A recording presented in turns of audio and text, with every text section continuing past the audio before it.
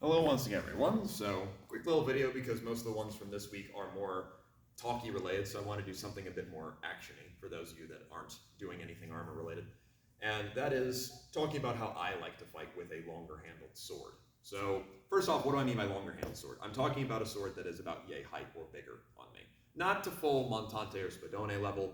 This is just a long sword. I often refer to these as Schlagschwerts, war swords, because to me, this is more like a weapon for the battlefield as opposed to a weapon I choose for dual or civilian carry.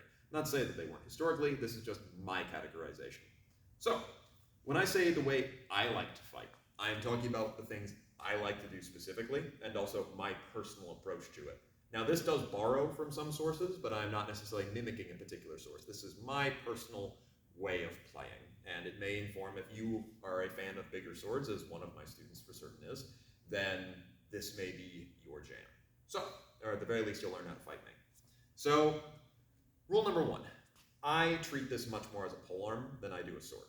There are just certain aspects of having a longer sword that mean it takes more time, or alternatively, wider mechanics to achieve what I could with a shorter sword with less so. So, for example, just doing a Zorn, right, a straight up the little shot, if I have a shorter grip, it can be right here and I can get a good cut. That wasn't a particularly good one because it's not ideal with this sword, but with a longer handle, I'm going to get a lot more offline movement and my arms are going to be a lot lower and to the side. Basically, I'm going from here to here because of the handle. Now, I'm not trading anything off to do that, I'm just using the mechanics as they should be. So, when you have a longer handle, you're using it a lot more, right? You get this kind of shoulder length distance, this kind of figure, this rectangle, as it were. And that shape I will tend to keep in most of my cuts. Second thing, same thing, is that because it takes more travel time, I am not going to be doing many wide cuts around, right? What I mean by that is, not that I can't, but the idea of coming big, wide, using shoulder cuts is no longer necessarily as useful. Not that I won't still, but I prefer to use shoulder transitions rather than shoulder cuts. Reason being is that, if my hands are tighter together and it's a shorter sword, that's a relatively tight action, even if I use my shoulders. But if I'm using a longer handled sword, that's because of the nature of the grip, a wider grip. And I don't want to get into the habit of shortening for that. Because, well, yes, I can. It's a long blade with a lot of momentum on a small point. I don't like hitting people that way. Either way. Plus, it's a tool I don't normally get to have, so let's use it. So instead, what do I mean by shoulder transitions? So what I'm talking about there is that if I do need to cut around, I would prefer to load, then cut more directly. Now, this may seem slower, but it's not necessarily. It's just I'm choosing to use the shoulder motion to get it onto a loaded point, then direct my cut, as opposed to letting the cut end up behind me. Now, this may seem a little bit strange, especially if you tend to study a montante or spadone swords, because they often advocate for the idea of keeping it moving and using these wide cuts, but it's really not necessarily a different methodology. The idea there being is since I'm not reliant on having to keep momentum going, it's okay for me to load things, and in fact they are doing the same, right? It's just moving through different points before launching the cut and being a little judicious in when I launch that cut, because I'm committed once I do. Third thing I like to do, I will fight off of the right foot a lot more. So normally, I say left foot forward, I'll fight left foot forward, I'll cut in, work, then reset back to left foot forward, and the thing begins again. With this, I am much more comfortable fighting off of my right foot. And at times, I often find myself doing essentially Myers halberd, right foot forward with longsword instead. The driving cuts, at least. This works very, very well for me, I find, because once I'm here, because I have all this big lever, I can fight very, very comfortably from here with small accrescere, lunges, what have you, and then I can choose to instead commit my left foot more like I would normally commit my right foot for either entries or exits. Another type of footwork I will do a lot more of is the idea of using the traverse. So those of you that watch my backsword vids will be familiar with this. The traverse, at least if we were talking, here, would be boom, boom, or boom, boom, right? Just simple steps going around in a circle. What you can also do with it, though, is you can step back, then back in.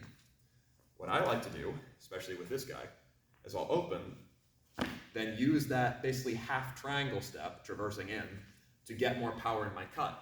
I'll parry, riposte, and that gets a lot of force straight up the middle. This also blends very well with the idea of fighting off the lead foot, because once I'm here, boom, doing whatever I'm going to do, being able to pull that right foot back at the same time as I load things gives me options that I can normally have with a shorter sword, absolutely, but are more emphasized with my longer sword. Another thing I will do is I will keep tighter transitions, in particular with my tip. So I cannot afford to do big to come back to middle. With a shorter sword, that's not a problem. Instead, I will often use that lever to turn my tip over quickly. So that idea is my tip is going to go past and there's nothing I can do to stop it. Use that lever to turn it tight, get it back to my body. In particular on my right side, that transition is one that I tend to practice and use a lot. I forgot what number we're on, 4th, 5th, either way. My point work. Because this is so much further away, I'm a lot more comfortable hunting with my point, and I usually will hunt with my point even with a short sword, but the idea is now I'm very, very comfortable fighting out here and using it. So more often than not, once I get out in the blade play, I will beat incoming attacks away and then follow through with quick thrusts up the middle. This basically is I'm using a shorter sword, so I'm fighting basically from here down, like I would fight if my hand were here, except rather than binding, I'm instead beating and breaking.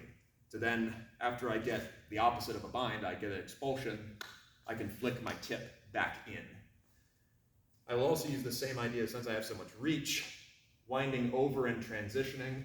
You'll see a lot more grip changes with me with this particular setup, in particular this one, basically, here.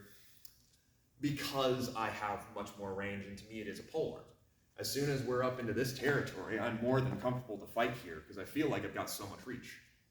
This is also part of the reasons why I prefer to use this side ring one. No lie, if I'm going to use a sword like this, let's just go full Haas. I actually like the side rings on this type of sword, because to me it's just a different weapon. I'm not worried about following any particular source here, because I'm just using what I know from the smaller sword and transferring it to a bigger sword. So either way, not like a play-by-play of here's exactly what I do, but more just here are concepts that I like to use when it comes to utilizing a bigger longsword. It's not dissimilar from the way I normally fight. If you watch my sparring footage, you'll see a lot of the same behavior, just because I have a different grip. And that's, wrist cuts is another one I forgot to talk about, but either way, because I have a different grip, things change, and the way that I fight is emphasized, or rather parts of it are more emphasized than others. So who knows, maybe this will be helpful. Maybe this will just inspire people to look at the way they fight with different length swords, because it may not seem on the surface like it changes a whole lot, and strictly speaking, it shouldn't. You should be a competent fencer no matter what is put in your hand, as long as it's of the same type of sword of what you study. I'm not expecting someone who only does Olympic-style saber to be able to pick up a quarterstaff. But when you pick up a sword that is similar to the one you train, you should amplify the properties of the sword rather than be lost without them. Either way, though, food for thought. Thank you very, very much for watching. We'll go over some other techniques another time.